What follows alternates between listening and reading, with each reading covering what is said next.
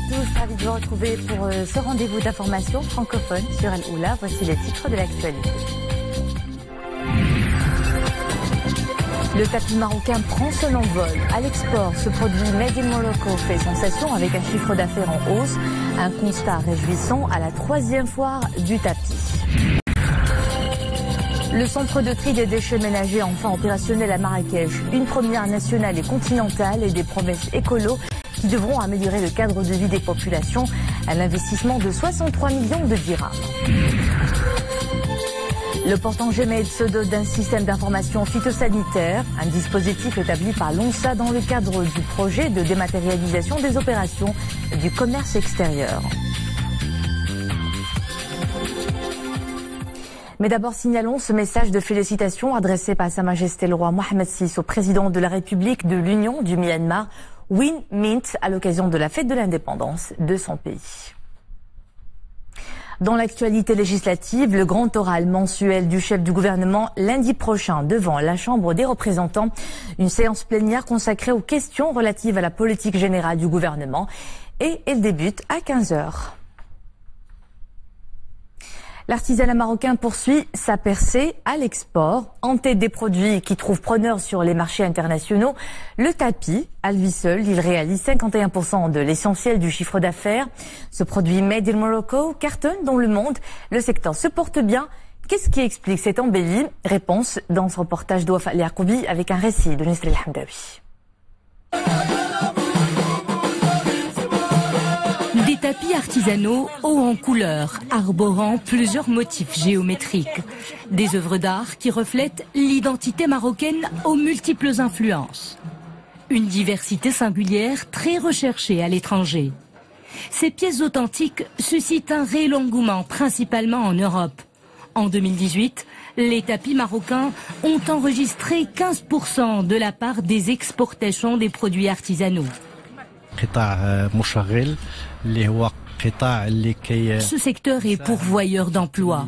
Il contribue au développement économique du pays avec un chiffre d'affaires en augmentation principalement à l'export. Les tapis artisanaux constituent un véritable patrimoine culturel.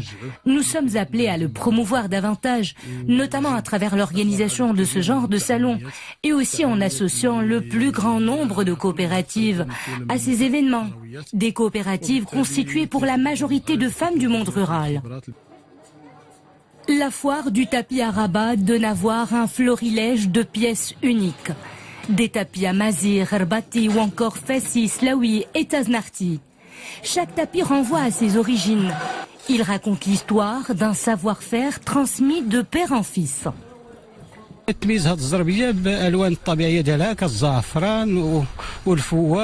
Le tapis Taznarti se distingue par ses couleurs naturelles tannées du safran et du henné.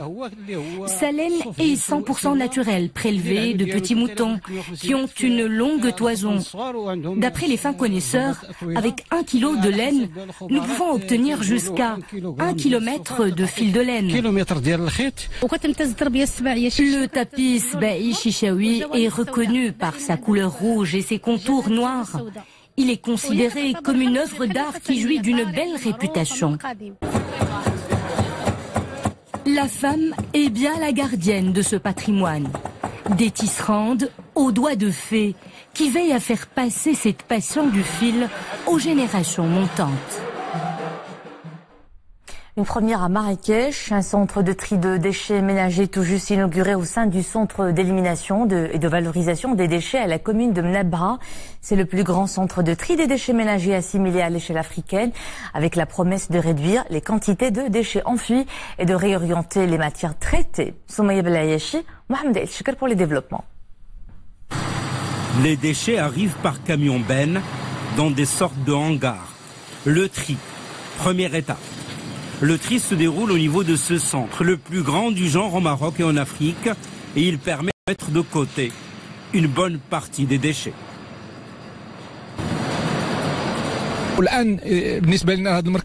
À présent, ce centre permettra la valorisation d'environ 50% des déchets. L'autre moitié sera enfouie sous terre. Les déchets se composent en effet à 8% de matière dites recyclables, l'aluminium, le fer ou encore le verre. 10% de matières dites combustibles et qui seront valorisées au niveau des cimenteries en tant que source alternative. Et 20% de déchets compostables qui deviendront des composts à usage agricole.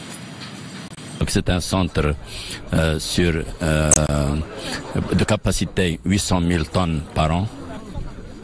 Le projet consiste en 2 lignes de centre de tri dans la première phase et 2 autres lignes de tri dans une deuxième phase. Principalement des habitants de la zone d'implantation du projet Al-Menabha.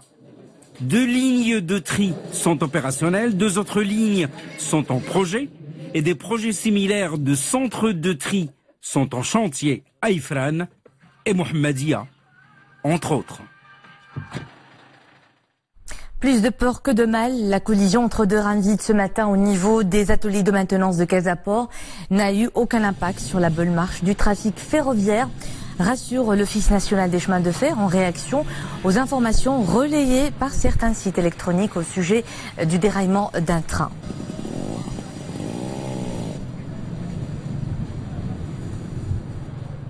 L'hiver est bien là, l'année 2019 débute par un temps froid et sec alors que les précipitations se font toujours attendre et ce calme devra encore dominer sur le pays les jours à venir. En attendant, c'est la baisse du mercure qui est au programme, tout comme la gelée, la matinée et la nuit.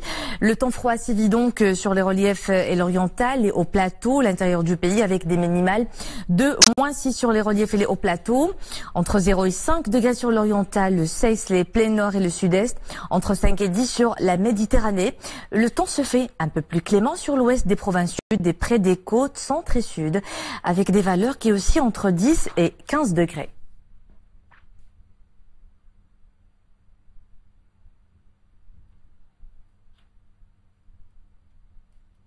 Place à l'escale internationale, la Thaïlande d'abord, où la tempête Papuk bloque de nombreux touristes sur les îles du golfe du pays, très prisées en cette période de l'année. Les aéroports régionaux sont fermés et les bateaux restent à quai. Des dizaines de milliers de touristes ont d'ores et déjà fui la zone depuis mercredi. Papuk, qui est la première tempête tropicale, a frappé cette partie du pays en dehors de la saison de la mousson depuis environ 30 ans.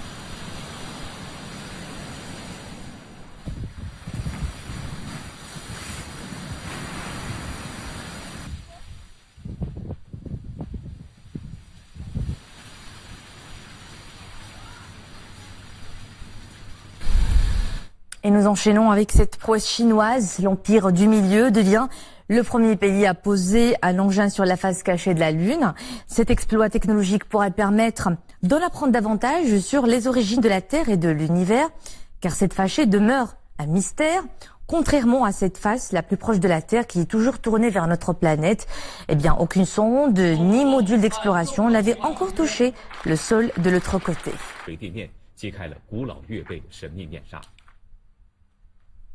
Retour sur Terre maintenant et nous restons en Chine pour parler d'une belle tradition hivernale, le concours international de sculpture sur glace à Harbin au nord-est. 14 équipes chinoises et étrangères sont de la partie. Un spectacle de neige très coloré, vous le voyez sur ces images, fait de lumière 3D avec des technologies modernes de son et numérique.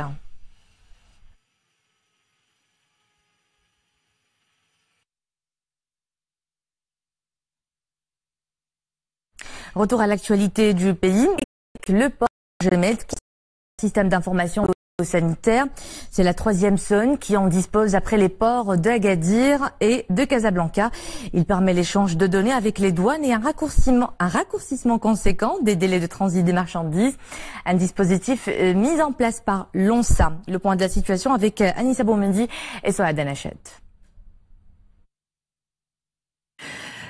Produits alimentaires, denrées végétales, animaux vivants et autres marchandises sont désormais contrôlés à l'import via le SIPS, traduisez Système d'information phytosanitaire et sanitaire.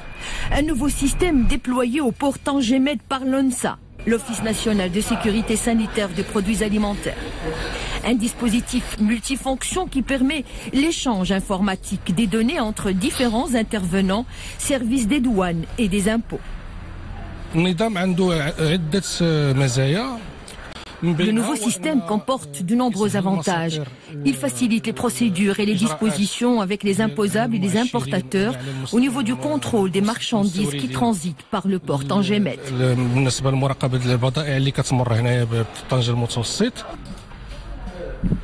Réduction des délais de transit de marchandises, amélioration des conditions de passage en douane des produits soumis au contrôle de l'ONSA, renforcement de la protection du consommateur et lutte contre la concurrence déloyale, c'est dire l'efficience de ce nouveau système.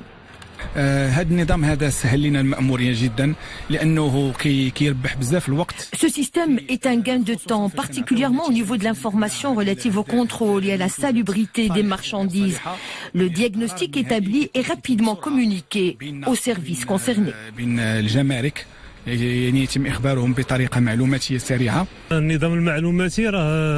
C'est un facilitateur des multiples démarches que nous entreprenons. Une dématérialisation des procédures d'une grande efficacité en termes d'échange d'informations et d'optimisation des différentes tâches.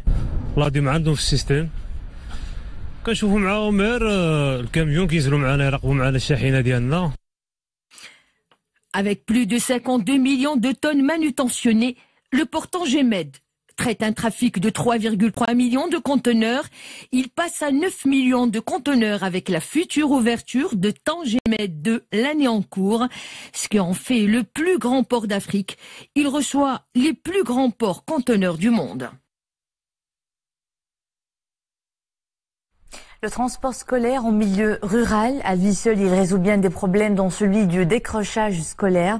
Le phénomène touche particulièrement les jeunes filles qui abandonnent le chemin de l'école faute de transport. Pour inverser la tendance, de nombreuses communes s'activent pour l'assurer par l'acquisition de minibus grâce au soutien financier de l'INDH. Exemple dans ce reportage dans la province d'Asselal. Ahmed Alaoui, Hassan Silla, Zakaria Moukampila. Chaque matin, ce bus de transport scolaire sillonne les douars de la localité d'Assaka.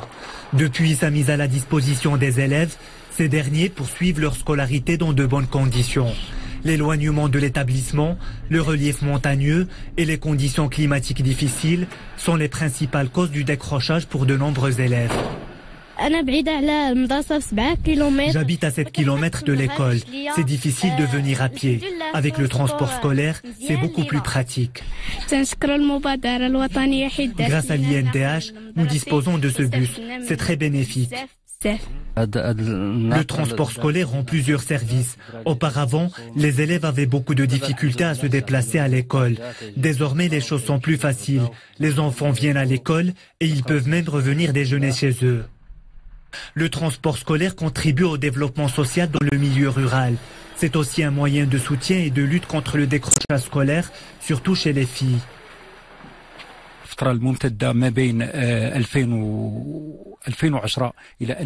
De 2010 à 2018, le nombre de bus a progressé de 7 à 121 aujourd'hui. 90 bus sont déjà opérationnels et 21 ont été distribués dernièrement.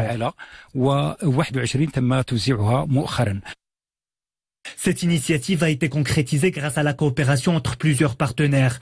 Dans la province d'Asselal, 7000 élèves dont 3200 filles bénéficient du transport scolaire. Un projet qui touche l'ensemble des communes rurales de la province. Du sport pour finir, l'Africa Eco Race 2019 poursuit son périple dans le désert marocain. Après 3 jours de course, une certaine hiérarchie s'installe sur cette 11e édition sur 2 ou 4 roues. Hier, la 3e étape entre Fongsguide et Assa était sans difficulté pour la plupart des participants. Dans la catégorie auto-moto, ce sont les Français Dominique Laure et Christophe Crespo qui gardent le tempo sur un chrono de 4h24 minutes et 43 secondes. L'Italien Alessandro Botturi gagne dans la catégorie moto. Les équipages s'attaquent maintenant à une spéciale de 495 km qui leur permettront de rejoindre Fort Chacal. Et c'était le clap de fin de cette édition. Merci à vous de nous suivre. L'info est de retour à 20h30 avec Qaïs Mouhsi. J'aurai plaisir de vous retrouver demain. Bonne soirée.